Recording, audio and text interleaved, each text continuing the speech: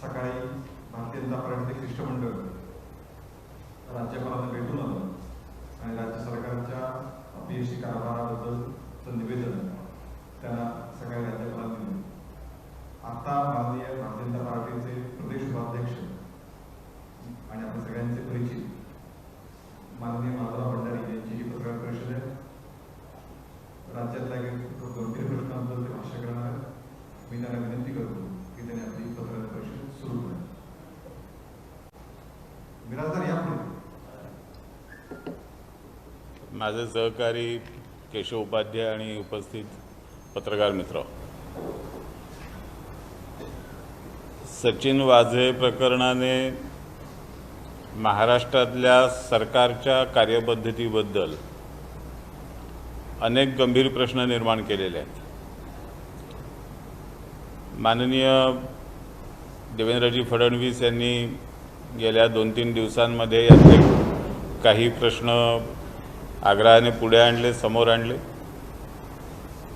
पण एक महत्त्वाचा मुद्दा या प्रकरणात जो दिसून आला त्याच्यामध्ये राज्य सरकारमधल्या काही मंडळींची एक विशिष्ट कार्यपद्धती, मोडस ऑपरेंडी, ही या प्रकरणामध्ये दिसून आली. आमचा असा दावा आहे की सचिन वाझे प्रकरण हे हिमनगाचं एक टोक आहे. अजून बाहेर न आलेल्या अशा गोष्टी अनेक आहेत आणि त्या जसजशा बाहेर यायला लागतील तसतसं सचिन वाझे प्रकरण हे खूप लहान आहे असं वाटायला लागेल. सचिन वाझेंच्या निमित्ताने जी कार्यपद्धती समोर आली ती अशी आहे की वेगवेगळ्या खात्यामधल्या विशिष्ट कर्मचाऱ्यांना हेरायचं की ज्यांच्यावरती अगोदर भ्रष्टाचारामुळे किंवा गैरव्यवहारामुळे, गैरकारभारामुळे निलंबनाची किंवा बडतर्फीची कारवाई झालेली असेल, न्यायालयामध्ये खटले चालू असतील, अशा कर्मचाऱ्यांना हेरून त्यांना जवळ करून त्यांना सेवेत आणायचं, त्यांच्याकडे महत्त्वाची पदं द्यायची आणि त्यांचा उपयोग वाझेसारखा करायचा. ही जर एक कार्यपद्धती असेल तर त्यातून हा प्रश्न निर्माण होतो की असे आणखीन किती सचिन वाझे हे महाराष्ट्र सरकारच्या वेगवेगळ्या खात्यांमध्ये काम करत आहेत. राज्य सरकारच्या किती खात्यांमध्ये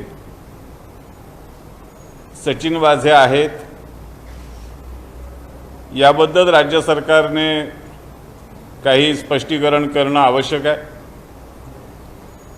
या एकूणच कार्यपद्धतीबद्दल, सचिन वाझे कार्यपद्धतीबद्दल राज्य सरकारचं काय म्हणणं आहे हे त्यांनी स्पष्ट केलं पाहिजे.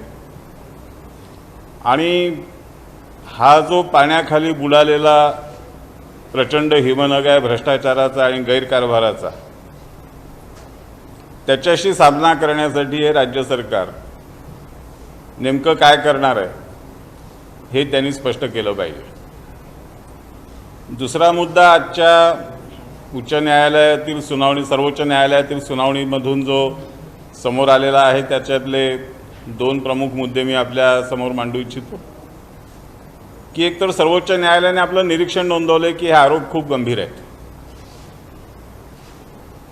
आणि म्हणून उच्च न्यायालयाने ताबडतोब सुनावणी करावी, उद्याच्या उद्या सुनावणी करावी, अशा तऱ्हेचे निर्देश सर्वोच्च न्यायालयाने दिलेत.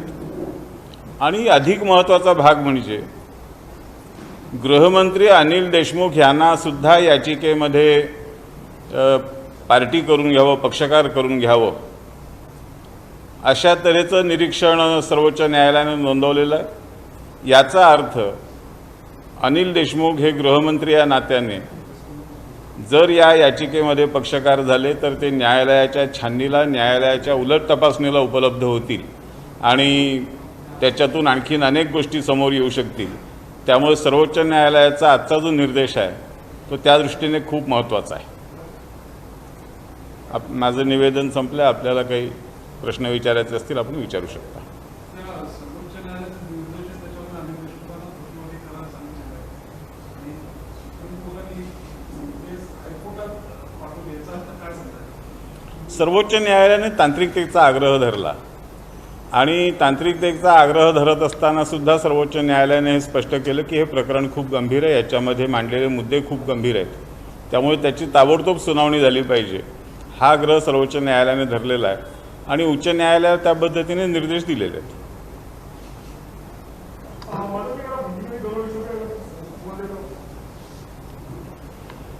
एक मुद्दा मैंने ये कहा कि सचिन वाजे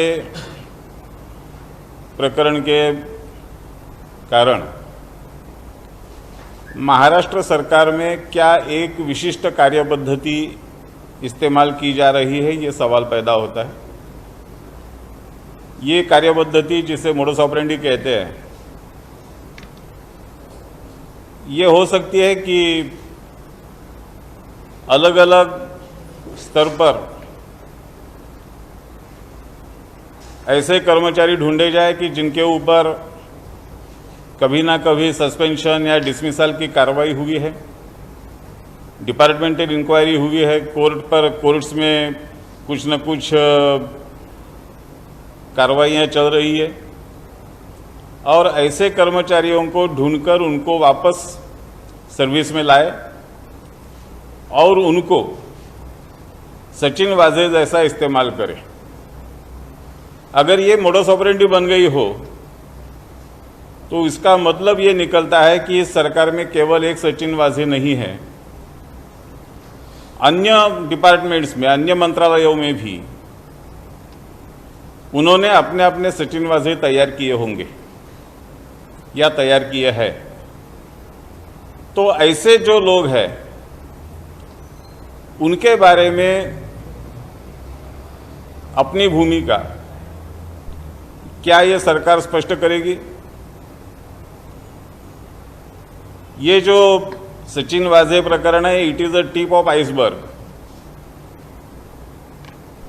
बहुत छोटा हिस्सा पानी के ऊपर दिखाई दे रहा है, पानी के नीचे जो बहुत बड़ा हिस्सा है उसका सामना करने के लिए सरकार की भूमिका क्या है, ये सवाल एक हमने आज उपस्थित किया है.